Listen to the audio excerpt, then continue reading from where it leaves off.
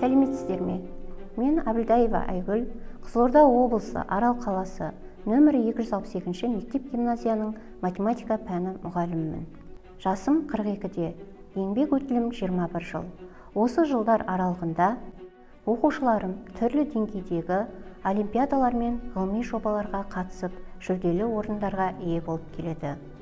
2021 жылы бір оқушым халықаралық ғылыми жобалар байқауында жүлделі 2-ші орынға ие болды.